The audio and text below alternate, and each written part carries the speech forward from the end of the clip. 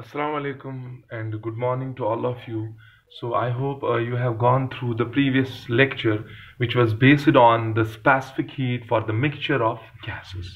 हमने ये देखा कि बेटा जब भी हमारे पास मिक्सचर ऑफ गैसेस होगा ऑफ डिफरेंट एडियाबैटिक कांस्टेंट तो हम CV या CP कैसे निकालते हैं। तो अब इस थर्मोडायनेमिक्स में we have only one topic remaining, that is second law of thermodynamics. But before I discuss second law of thermodynamics, I want to discuss certain numericals which are based on the previous which are based on my previous lectures, like first law of thermodynamics, like thermodynamic processes, work done during thermodynamic processes, slope and all। तो उस basis पे मैं कुछ questions, मैं कुछ numericals पहले discuss करूंगा, और जो ही ये न्यूमेरिकल्स डिस्कस हो जाएंगे then I will come to the second law of thermodynamics. So here one of the important question which is हमारे पास 5 मोल्स हैं हाइड्रोजन गैस के। Hydrogen gas whose adiabatic constant is 7/5। ये एडियाबैटिक कांस्टेंट ये कैसे निकालते हैं, तो अभी आपको कंफ्यूज होने की जरूरत नहीं है। इन किनेटिक थ्योरी ऑफ गैसेस मैं आपको दिखाऊंगा कि ये गामा हम कैसे निकालते हैं। तो फिलहाल याद रखना है, so this gamma here for hydrogen is diatomic gas, it is 7/5। Question क्या है, it is initially at STP।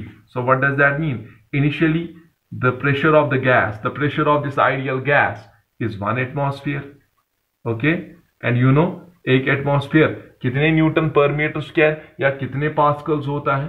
1.013 into 10 raised to the power 5 Newton per meter square. And what is its initial temperature? STP means how much temperature? 0 degree centigrade। समझ आ रहा है?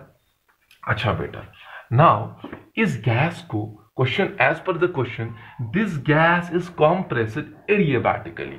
सो condition देखो, gas को compress किया है, but under what condition? Under adiabatic condition.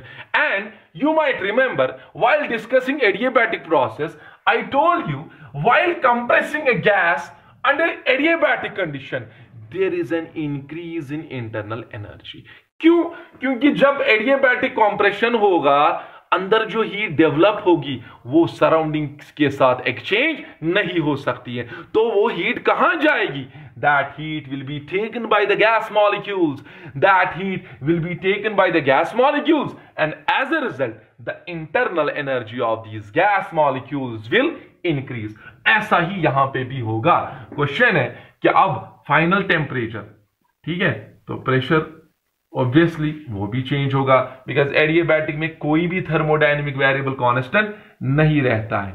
लेकिन यहां temperature भी दिया है, नया टेम्परेचर जो इस गैस का है, how much is that? 400 degree centigrade. Now the question is find the increase in internal energy of A gas. तो शायद आपको बेटा याद होगा, हमने एक रिलेशन पढ़ी थी इंटरनल एनर्जी की। अगर आपको चेंज देखनी हो, डेल्टा U या DU लिखो, that is equal to number of moles into specific heat at constant volume into temperature rise और टेम्परेचर फॉल। एक गैस में कितनी इंटरनल एनर्जी में तब्दीली आएगी, दैट डिपेंड्स अपॉन उस गैस में कितने मोल्स हैं, दैट डिपेंड्स अपॉन उस गैस का CV कितना है, दैट डिपेंड्स अपॉन टेम्परेचर में कितनी चेंज आई है। More is the temperature change, more will be the internal energy change. So आप यहां पे वैल्यूज को अगर सब्स्टिट्यूट करोगे, n तो दिया है लेकिन CV तो दिया नहीं है, यहां तो गामा दिया है। So how will you convert this CV into gamma? I will show you later. And temperature rise कितना है? Final temperature minus initial temperature. So यहां क्या क्या दिया है? नंबर ऑफ मोल्स दिए हैं, कितने मोल्स हैं? N इज 5 मोल्स, ठीक है बेटा। CV अननोन है, यह हम अभी निकाल के मैं दूंगा आपको।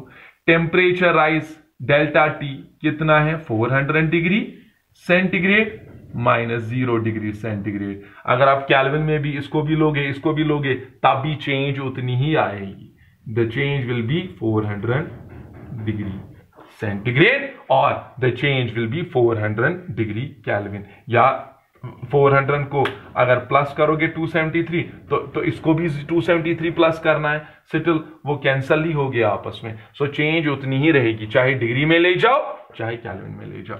सो अब मसला है सीवी का, कैसे निकालोगे सीवी? देखो बेटा, वी नो ये जो गामा होता है it is CP by CV, at least इतना तो मैंने बताया था अपने लेक्चर सीरीज में। Gamma is the ratio of specific heat at constant pressure to the specific heat at constant volume. लेकिन हमें सीवी निकालना है ना, तो हम क्या करेंगे बेटा, सीपी को किस में लाएंगे, सीवी में। और we can write it like this, gamma is equal to, I will convert this CP into CV. I will write it here, CV plus R divided by CV divided by CV. Okay? क्योंकि हमें पता है CP minus CV R होता है, तो CP in terms of CV कितना आएगा, CV plus R. Is that clear? तो आप क्या करेंगे बेटा, और we can write it like this, gamma is equal to, हम CV इसको स्प्लिट करेंगे, इसको भी ये डिवाइड देंगे, इसको भी डिवाइड देंगे, स्प्लिट करो इसको, CV by CV is 1, okay, plus R divided by CV. Is that clear? So I want to make a relationship between CV and gamma. gamma दिया है ना, और CV निकालना है, तो आप देखो इसमें से सीधे निकलेगा। गामा के बदले क्या लिखोगे बेटा, या इसको फर्दर सॉल्व कर सकते हो, gamma minus 1 is equal to R by CV। बोलो बेटा CV किसके बराबर निकला, R, yes, divided by gamma minus 1। ठीक है बेटा, सो शैल आई रब दिस? सो आप क्या करोगे बेटा, यहां पर हम CV निकालेंगे, कितना आएगा ये, CV will be equal to R divided by, how much is gamma, 7 by 5 minus 1, it is how much, 5 ऊपर आएगा, 5 by 2 times R। देखो 7 minus 5 is 2, 2 by 5, 5 ऊपर आया, so CV किसके बराबर आ गया बेटा, 5 by 2 R। so substitute it here,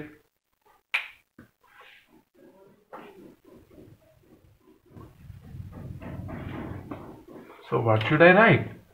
So delta U जो है, change in internal energy जो बेटा आ गई, that is equal to number of moles 5 है, और CV बेटा कितना है, 5 by 2 R, ठीक है, multiply by temperature change, that is 400। Answer हमें जूल्स में आएगा, अगर R का वैल्यू जूल में ही लेंगे। देखो बेटा क्या आएगा, ये 220s are, that is 400, 20 into 5 is 100, 100 into 5 is 500, तो change in internal energy 500 R आ गया। ऑप्शंस में यूजुअली R में ही आंसर होता है, but you can further solve it. R you know gas constant का वैल्यू अगर देखोगे in terms of joule per kelvin per mole, it is 8.314। Is that clear?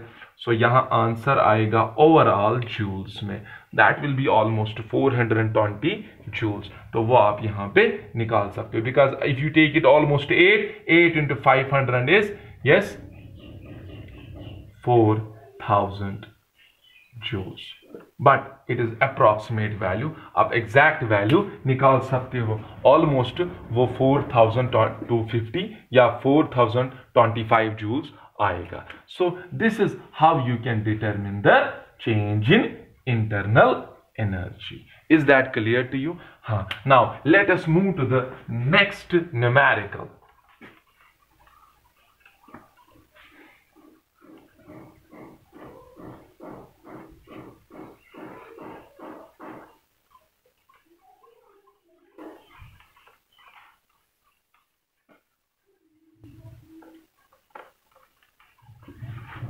So the question is like this।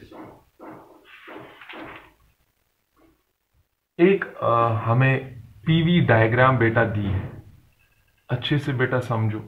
This is the graph between P and V। So this diagram you know, you must remember its name is indicator diagram।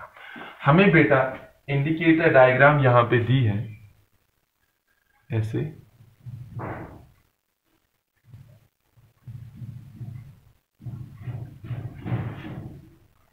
It is like this.